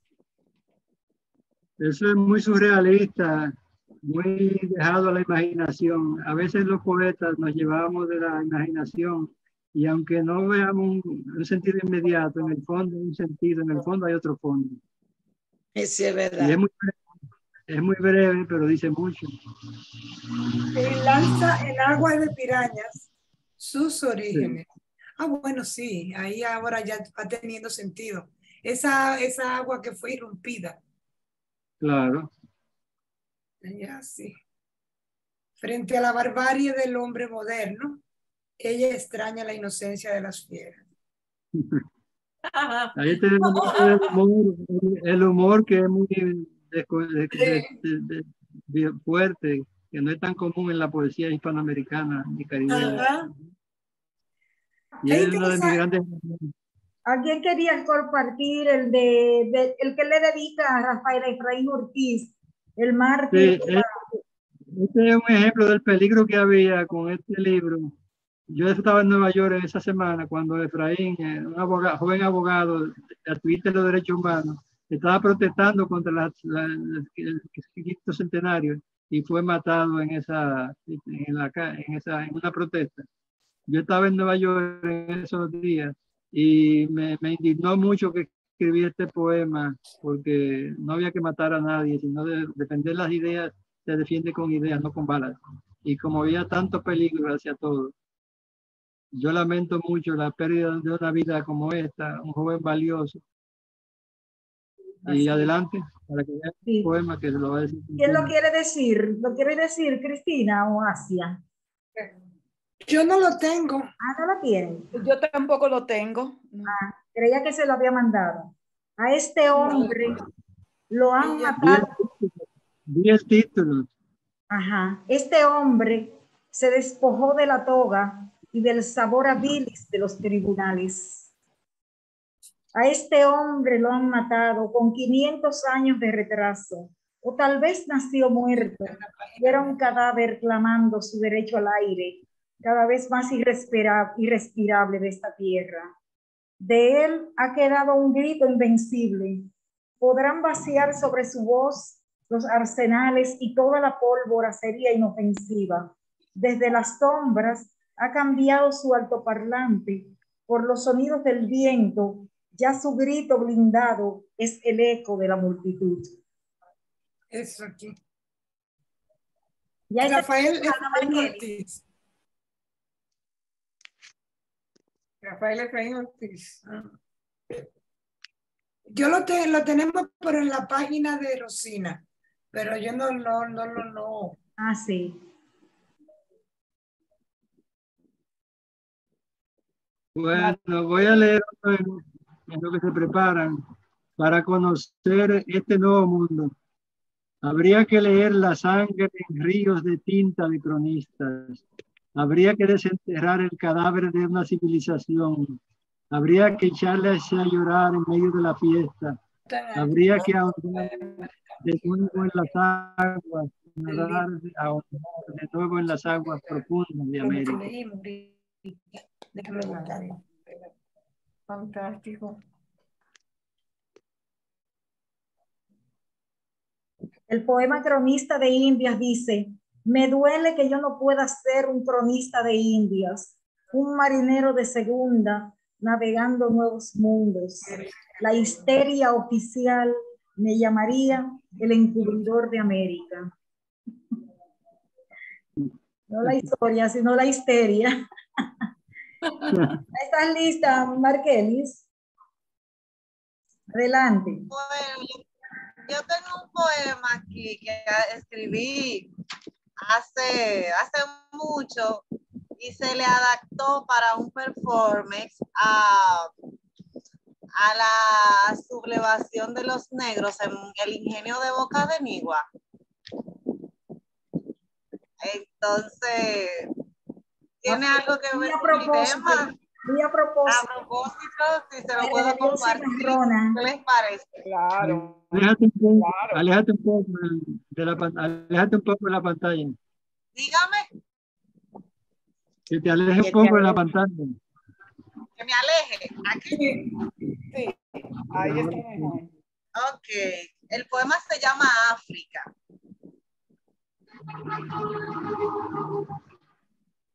Yo, Ana María, la reina, soy la esclava que traicionó y quiso matar a su amo, el español Bautista Oyarzabalas. Esa traición ocasionó mi propia muerte. Mi cuerpo esparcido por todas partes, mi cabeza y la de mi amado esposo fueron colgadas en la puerta de la hacienda Boca de Nigua. Yo, Ana María, me arrastro bailando, mi color brama entre los blancos, mi piel es el canto a la libertad. Me muevo entre caracoles azules, hay cenizas danzantes en mis pies, llevo el olor a tierra dulce, arcoíris de bondad son mis labios, mis dedos están amarillos de la siembra oscura. Yo, Ana María, caída de los besos robados, con aurora desnuda y descalza, hoy es tiempo, juguemos a bebernos la luna. He visto tu dolor en el tronco, un grito que despierta las garras de águilas sangrientas. África, África, y 1000 veces África gritas en tu agonía. Negro abandonado en lánguido silencio, te veo correr y tus lágrimas vuelan. Esta noche lloverá, fértil es mi tierra de azúcar, mojaré con mi carne tu sudor, con el carbón en tus manos, te regalaré los mundos en mis piernas, con música de fondo y horizonte, de pasito hacia el viento, ya amanece, huyamos de látigos irremediables, cantemos al son de la conga nuestro canto hacia la libertad. África.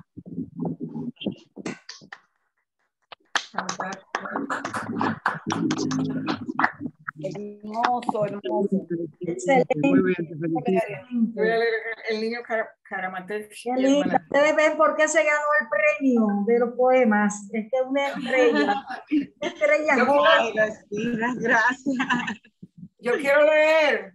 Adelante, adelante. Poema hermoso. El niño Caramatel y el manatí Matún. Adelante. Ya lo leí. Sube la infancia del indio Caramatel al lomo de Matún, pequeño pez, asombro de las playas de la Isabela.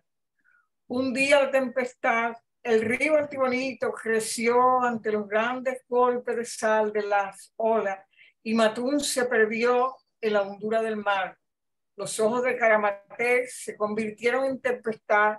Dentro de la tempestad, solo salió a flote su amargura, cubriendo el horizonte. ¡Wow! ¡Qué hermoso! Sí, sí. Poeta. Muy bien, muy bien. Tengo un poema aquí corto, pero tengo un poema corto. ¿Cómo? Gracias. Tengo un poema corto aquí. Estoy fascinada y amándolo en la poesía. Gracias, gracias. Qué bueno, qué bueno. Un poema corto que justamente nos remite a la conversación anterior de ese momento sobre las tres raíces, los europeos, los africanos y los aborígenes.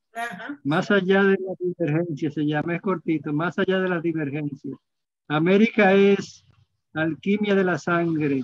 ¿Cómo sacarnos de las venas lo africano, lo inglés, lo aborigen, lo francés, lo español, lo portugués, que germina en nuestro ser?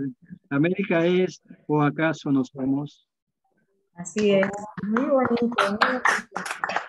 Gracias. Sí, creo que hemos abundado bastante bien en tu obra. Tomás Castro, nos has hecho sentir muy bien esta noche.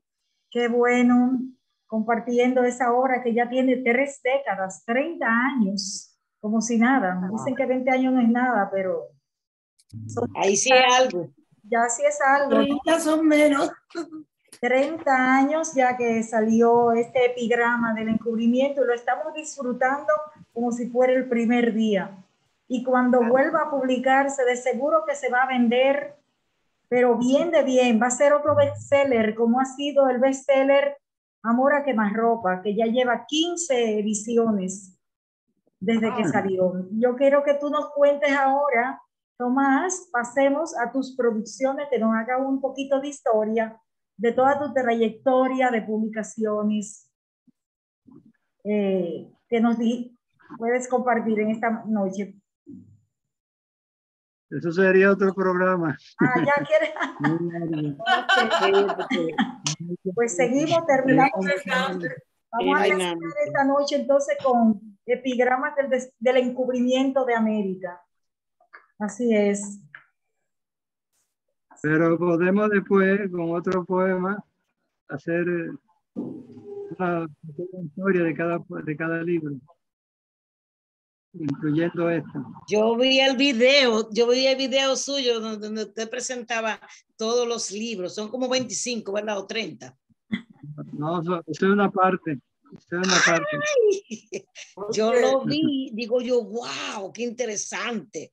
Qué orgullo nacional. Sí, Tomás, cuéntanos de los 21 años de la Fundación Educarte.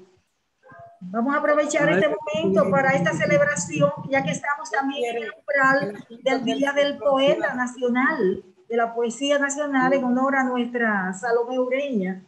Cuéntanos de Educarte. Yo decidí, viendo lo difícil que era hacer trabajo cultural en nuestro país, hacer un mecanismo alternativo que fue la Fundación para la Educación y el Arte, Educarte. Hace 21 años de ese proyecto. Y el 28 de este mes vamos a celebrarlo, reconociendo a la gente que ha colaborado desinteresadamente con nosotros durante todos estos años, que es un grupo grande y valioso. Niños que vimos de 11 años, ya tienen 22 años y 21, y son profesionales de bien, que la Fundación Educarte contribuyó, enseñándolos a pintar, a cocinar, y son chefs reconocidos, sus directores del Centro Cultural de España, y en muchas posiciones. Eran niños cuando fueron a tocar la puerta de nuestra fundación, y ya son hombres de bien, de valores, gestores culturales, gente positiva como necesita nuestro país. Y otros que vendrán también podrán tratar de que se sumen. Pero es difícil el trabajo cultural en países como el nuestro.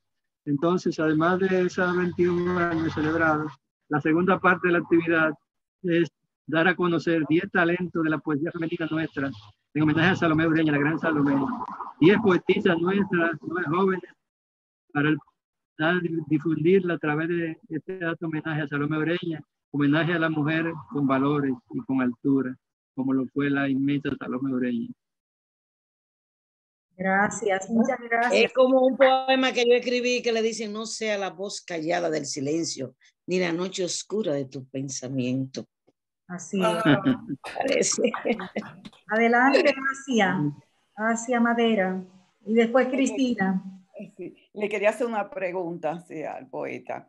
¿Cree que su alma, su espíritu rebelde en la escritura, viene de que perteneció a Ciudad Nueva? Porque usted es San Carlos y está muy pequeño cuando la revolución. Yo, cuando la revolución vivía en San Carlos, sí. Y salimos bajo Tomás estaba muy pequeño, tenía Sí, apenas sí, 6 años. Sí, 6 años. Acababa de cumplir los 6 años. Pero Y la fuimos recuerda algo. Tiene vagos recuerdos de Tengo cuando muchos la ciudad la capital fue dividida y usted quedó en Sí. Ciudad Nueva, su familia. Sí, en Ciudad Nueva, sí, en San Carlos. Y nos sacaron porque dijeron que los comunistas estaban violando a las monjas y matando a los niños. Entonces, mis tíos nos sacaron para evitar que violaran a alguna monja en nuestros pies o nos mataran también a nosotros, porque eso es lo que se decía en el mundo. Y cruzamos el puente como se pudo para Los Minas, donde vivimos varios años. Y fue una situación difícil, pero era el país que estaba así, en guerra, en violencia, en lucha entre hermanos. Y era terrible. Y los marines no sabían ni dónde estaban, los muchachos marines estadounidenses. La historia se repite. Así pasaba con los puertorriqueños, con los diferentes latinos. Como decía Neruda, Puerto Rico pone Puerto Rico pone los hombres, Estados Unidos pone las armas en la guerra de Corea y en otras tantos conflictos. Que lo vemos lejos, pero estamos cerca de la violencia. El mundo de repente estalla un conflicto en cualquier parte del mundo. Pero debemos tratar de trabajar el tema de la paz. Yo estoy haciendo uno de mis libros sobre el tema de la paz, en son de paz. También el tema ecológico, que somos de las partes más peligrosas en el nivel del mar, del calentamiento global y del cambio climático. Nuestro país, en nuestras ciudades costeras, están destinadas a hundirse por el cambio climático. Y hay que crear conciencia global, conciencia climática. Y es a lo que me estoy dedicando en los últimos años. A pesar de que sufro de Parkinson y tengo dificultades para escribir, pero no tengo dificultades para crear nuevas ideas, para engrandecer a la humanidad a través de esta poesía, del cambio climático. También trabajo para los niños, redescubriendo su mundo a través de la poesía, del cuento, de la pintura. Me encanta la idea. Sí. Sí. Es maravilloso el trabajo que hace Educarte. A mí me sorprendieron esos opúsculos de poetas, de Carmen Natalia, de Salomé, de Pedro Mir también, que cada niño en la feria del libro se llevaba un opúsculo de eso, algo sencillo, pero lleva alguna escritura en sus manos. Muy importante el trabajo de Educarte. Era difícil porque las maestras decían a los niños, no toquen los libros, como que eso era una... Y se preguntaba por el autor que estaba dedicado a la feria, él viene ahorita, espérenlo a él para que le pregunten. Otra maestra que decía, no solo toquen los libros, sino compren los libros aquí al lado, que hay juguetes también de venta. Quiero contarles una anécdota que siempre me la recuerda mi querido profesor Sucre Rosario. Cuando yo estuve en una feria del libro, él se asomó al stand donde yo estaba de la UAS, y entonces yo le dije, él le decía a los niños que no tocaran los libros, y yo le dije, no, tóquenlo y llévenselo, vengan, llévense. Y para ahí surgió una amistad entre Sucre Rosario y conmigo, increíble, porque nuestra visión era que los niños se acerquen a los libros, precisamente. Hay que dejar libros en la casa, en todas partes, dispersos, en el baño, en la sala, en la cocina, todas partes. Hay que dejarlos como si fueran caramelos. Una niña que venga de la frontera, que se levantó de madrugada a la feria del libro en la capital, y que no tenga un centavo y que me diga, yo no quiero un libro y no tengo dinero. ¿Cómo yo le voy a negar un libro a una niña que vino de la frontera a la feria del libro y quiere un libro y no tiene con qué llevártelo? Y eso es parte del trabajo. También la tarea de los niños la hacíamos en el estante de nosotros, preguntando a quién está dedicada la feria, qué país, qué valores, qué libros, qué obras nuevas, todo, porque no sabían ni dónde hacer la tarea escolar. Y nosotros buscamos facilidades para que hagan su tarea escolar los niños. Y los que no tenían libros, que se los lleven gratis. Sí, la verdad es que si nuestros gobernantes se han empeñado en que la cultura desaparezca, yo creo que les ha sido imposible porque han habido personas, instituciones que sí se han empeñado y han luchado para que el libro llegue a las manos de cualquier forma, sea pidiendo aquí, allá o acullá, en fundaciones, amigos en el país y fuera del país. Los propósitos de que la cultura no llegue a todos no ha sido posible aún todavía, porque hay muchas voluntades, como tú, Tomás Castro, como muchos de ustedes que siempre tienen pendiente que la cultura es universal y le pertenece al pueblo, le pertenece a todos, es un bien de todos. Hemos tenido una gran noche, en mi modo de ver, ha sido una noche espléndida, Tomás. Qué bueno es tenerte acá. Yo voy a dejar que cada uno de ustedes despida a Tomás en esta noche de la forma que quieran decirle, lo que quieran decirle a Tomás Castro Burdiez, que ha sido una persona que siempre se ha preocupado por todos. Adelante. ¿Quién quiere comenzar? Isabel, que está en la esquina ya. Abre el micrófono, Isabel. Para mí, de verdad, Tomás Castro es una inspiración. Ha sido un personaje que he descubierto a través de ustedes, en especial Cristina, Arely y usted, comandante en jefa, me llena de satisfacción porque él tiene tantas ideas, tanto que multiplicar, tanto que dar, que el último día de su vida él va a seguir dando y va a estar con Dios y va a seguir dando.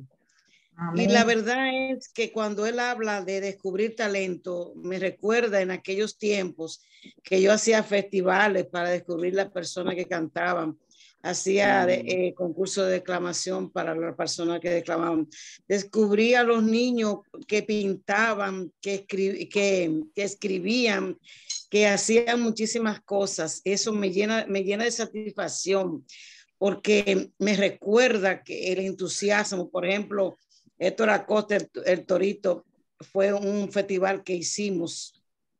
Una señora llamada Johanna, que también es artista, fue un concurso que yo hice, un festival.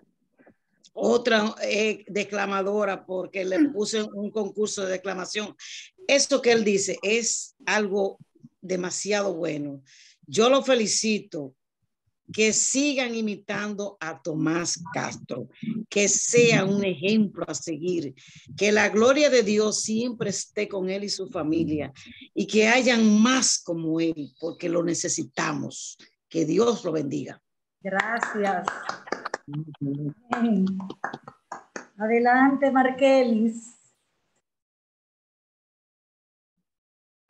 Nada, darle la gracia a Castro por el compromiso social que tiene como escritor de escribir sobre la historia, que bien sabemos que América no fue descubierta, fue saqueada, maltratada, robada, fue hecha trizas.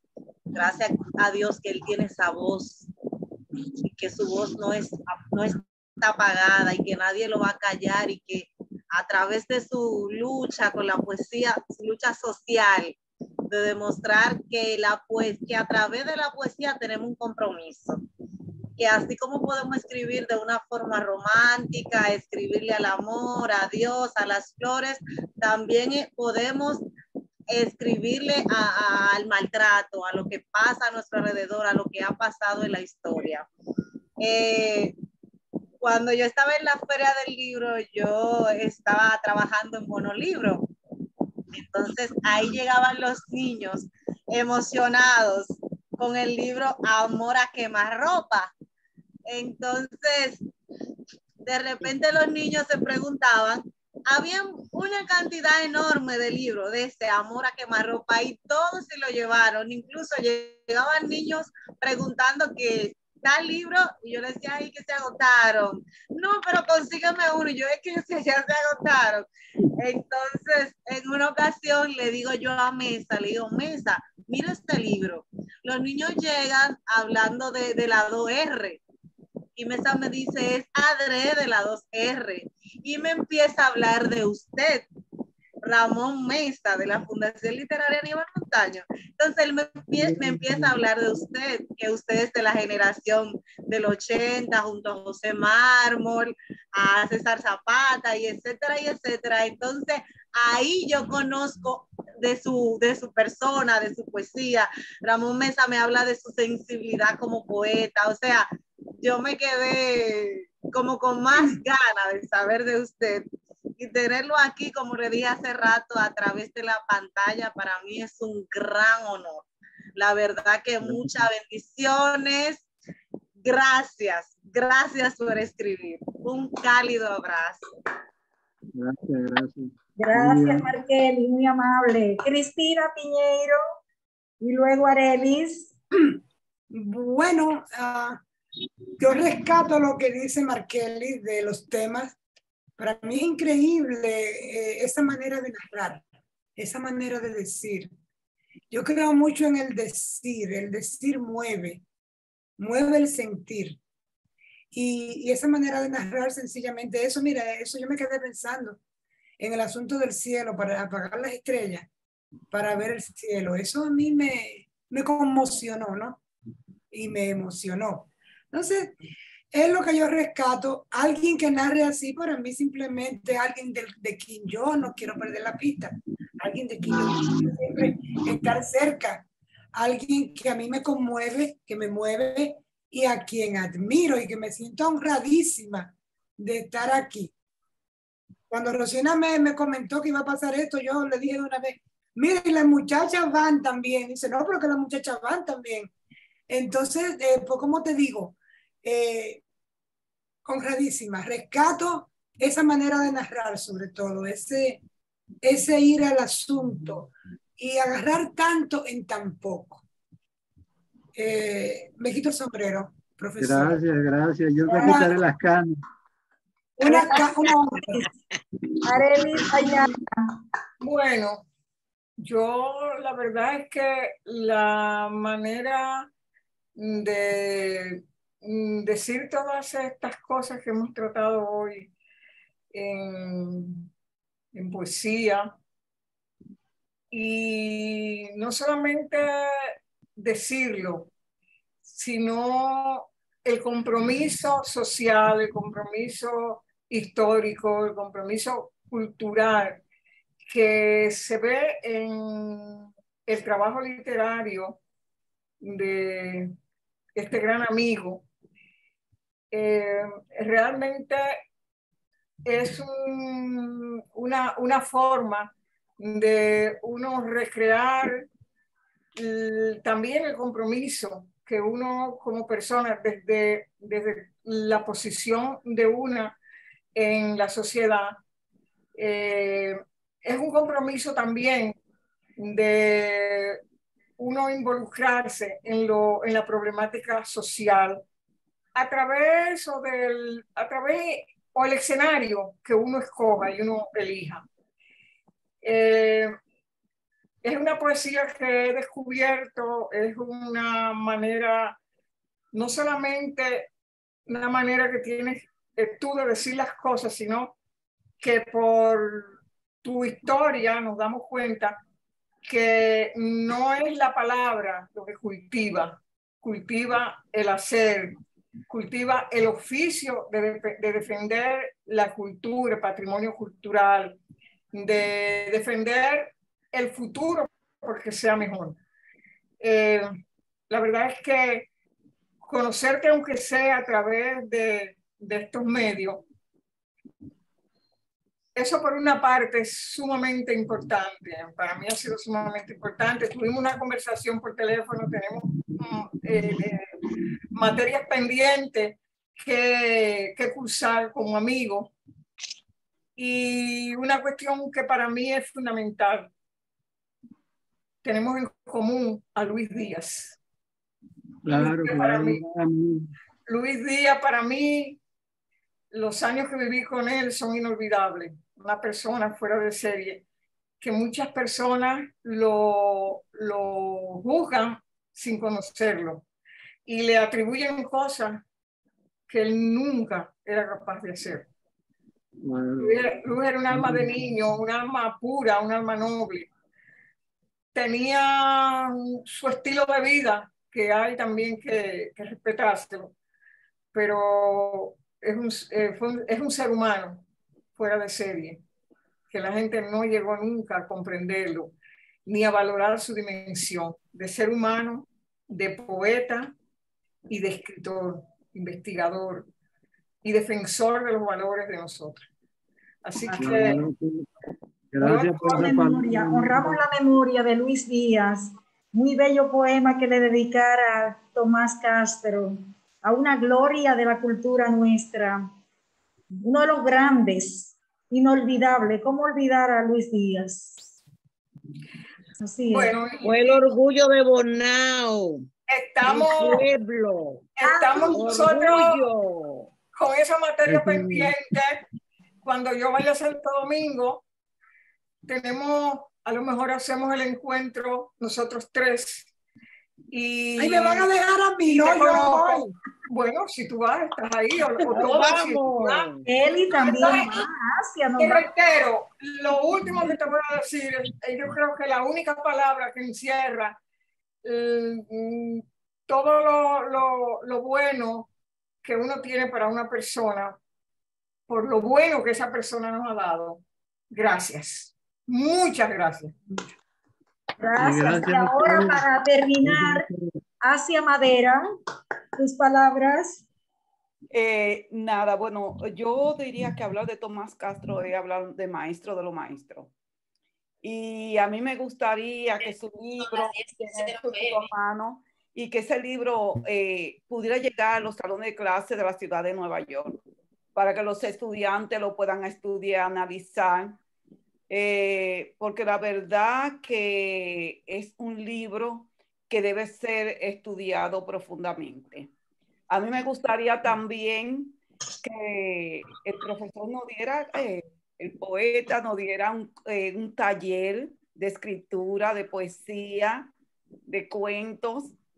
Me gustaría eso, si tuviera el tiempo. Yo apoyo la idea. A través de Rosina no puede quizá organizar un taller. Vamos a sacarle el juguito a Tomás. Está bien, Tomás. Tomás, estás recibiendo. Muchísimas gracias, Asia Madera. Muchísimas gracias a todos ustedes. Ana Marchena, nuestra eximia escritora, maestra allá en Puerto Rico, quiere ese libro también. Tomás, ya sabes, tiene otra persona. Lindo poema, dice.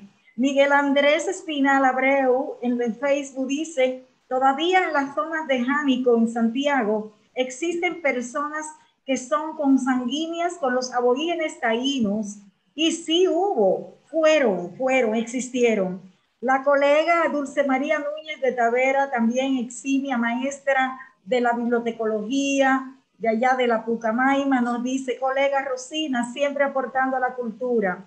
Don Enegildo Peña desde Santiago de los Caballeros también te felicita, Tomás. Tomás, estamos contigo, dice. Muchísimas gracias a todos los que han estado presentes esta noche. Déjame decir los nombres de algunos de ellos que han estado siguiendo la transmisión. Y agradecemos mucho porque hemos compartido con el gran Tomás Castro. Son ellos. Déjame ver. Hay otros más, hay muchos más que te han enviado saludos, Tomás. ¿Y cómo se enteraron? Por Facebook. Te están viendo en Facebook, tú eres mundial. ¿Tú te crees que tú es poca cosa? Que tú es para todo el mundo. El gran Tomás Castro Gutiérrez. Esto es universal, mi amor, eso es lo grande.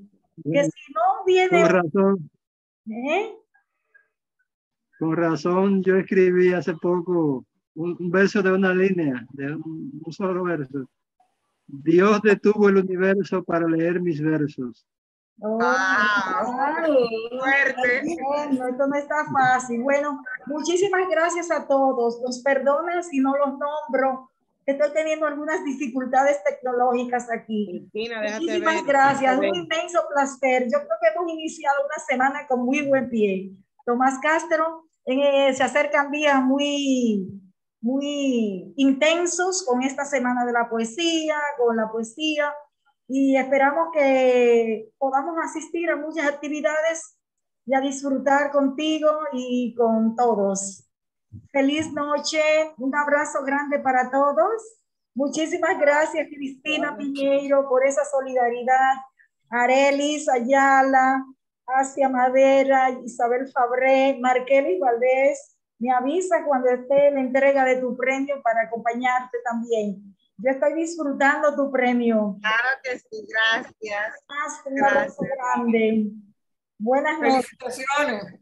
Buenas noches. Igual, felicitaciones. Gracias, gracias. Gracias por la invitación, gracias a todos, que Dios le dé muchísimas bendiciones y que proteja su divina misericordia, la mente de cada uno de nosotros, y que podamos disfrutar siempre y poder entregarle ese material a tantos jóvenes que lo necesitan. Muchísimas gracias. Amén. Gracias, Rosina. A ustedes, no tengo Gracias, Lucina, gracias, Cristina, gracias a todos. Que sí, el entusiasmo, la acogida a esta propuesta de recordar el 12 de octubre de una manera un poco diferente, ¿no? De una manera más crítica, más reflexiva. Y más real. Más real, más acogido a la realidad. Muchísimas gracias. Buenas noches. Okay, bye. Adiós.